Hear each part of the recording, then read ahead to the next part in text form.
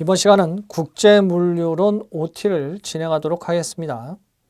OT는 무언가 배울 것인가, 무엇을 어떻게 배워 나아갈 것인가에 대한 내용이고요. 그 OT에 있는 주요 챕터들을 기반으로 해서 그 챕터들의 내용, 컨텐츠들이 구성이 되죠.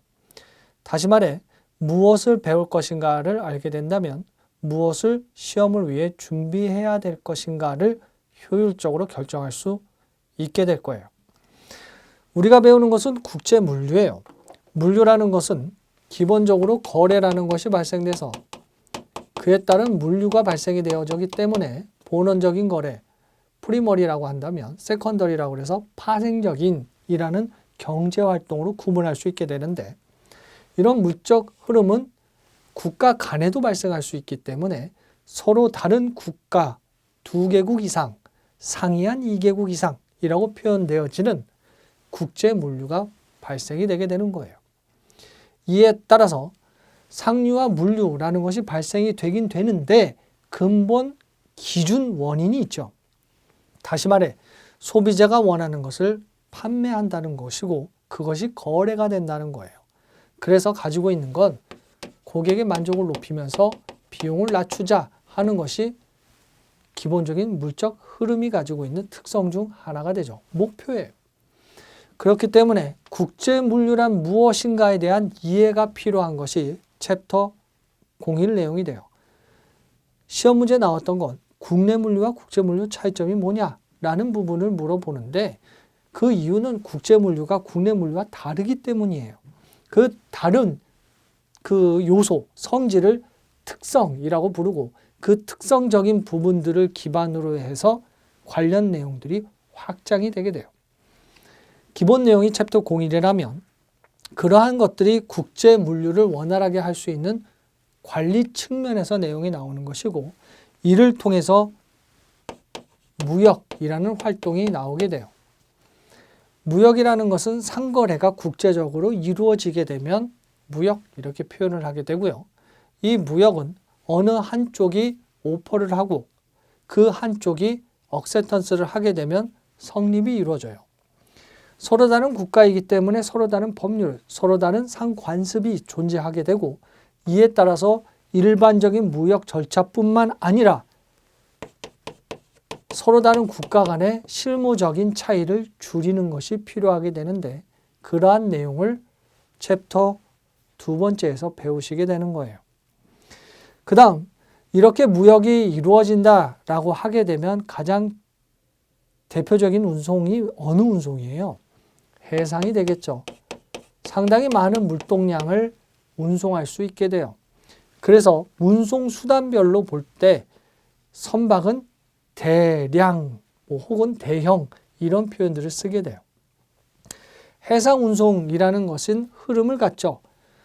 주문이 있고 거래가 성립이 되어지게 되면 어떠한 서류들이 오가고 그 서류들에 의해서 선적이 이루어지고 그 선박이 목적지로 이동이 되어지는 과정들에 대한 내용들이 해상과 관련돼요. 정기선을 이용할 것인가 부정기선을 이용할 것인가의 결정을 할 수 있게 되죠. 또한 해상이기 때문에 그 다음에 나오는 내용은 보험과 연결될 수 있게 되겠죠. 비단 해상에 관련된 보험만을 다루는 건 아니에요. 보험이 필요한 이유는 국제가 아니고 거래를 수행하다가 어떠한 위험적인 요소에 의해서 손실이 발생될 수 있을 거예요. 그 리스크의 발생은 수출자 또는 수입자에게 손실을 갖고 오게 될 텐데 이를 위해 보험에 가입하게 되는 것이고 보험회사, 즉 보험자는 일정한 가입에 따른 보험료를 보험가입자에게 요구하게 될 거예요. 이 보험이라는 것이 거래를 하는데 내가 여기서부터 여기까지 보험료를 납부해 줄게 라고 하거나 여기까지만 할게 라는 기준점이 서로 다를 수가 있어요. 그 이야기는 내가 보험의 전 구간을 가입하더라도 이 구간에서 손실이 발생하면 수출자에게 이 구간에서 발생이 되면 수입자에게 수익을 돌려주는 보험금을 지급하는 형태를 취하게 돼요. 가입자와 수익자가 다를 수 있다는 거예요.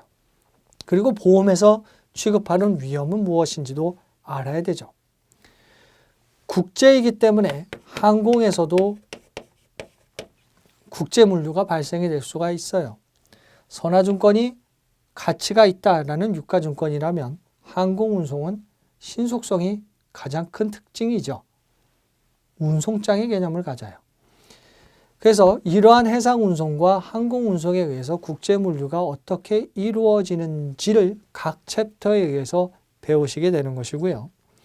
그리고 우리가 무언가 보낸다라고 했을 때 표준화 중요해요. 우리가 사용하는 용어도 전문 분야에서의 약속된 용어를 사용하는 것이 중요하고, 거래에 의해서 물적 흐름이 발생이 되어지고 그것이 국제가 아니라면 안전하게 보내는 것이 중요하죠.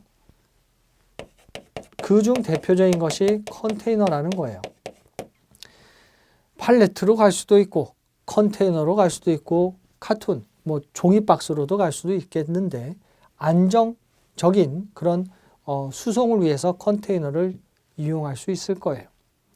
그 다음 이 컨테이너는 어떠한 의미로 이해될 수 있는가의 규격 혹은 특징적인, 예를 들어 냉장, 냉동을 감안한 리퍼 컨테이너냐처럼 종류도 알 수 있지만, 이 컨테이너 덕분에 무엇을 할 수 있어요?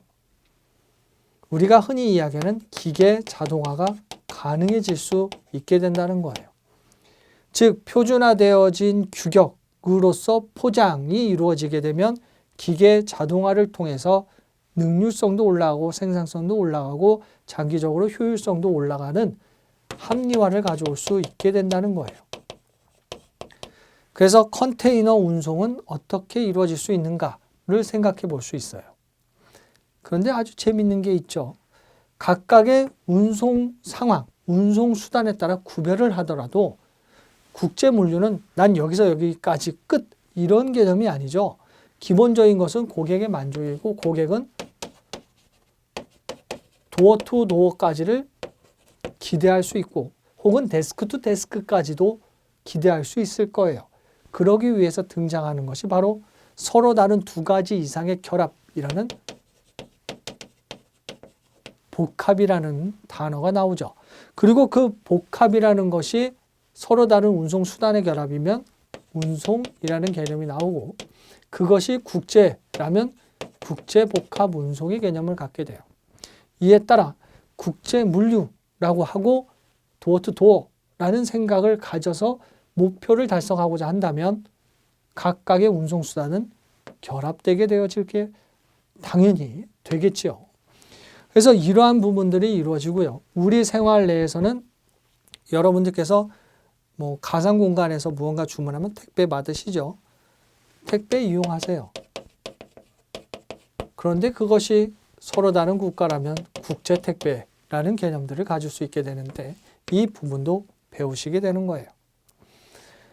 해외에서 직접 구매, 직구를 하는 경우도 있지만 해외에서 우리나라에서 구매하는 역직구도 있죠. 그래서 택배라는 것이 발생될 수도 있을 거예요.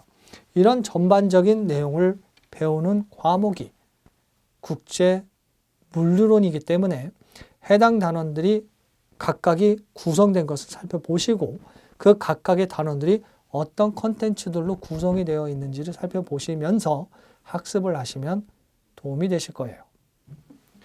수고하셨습니다.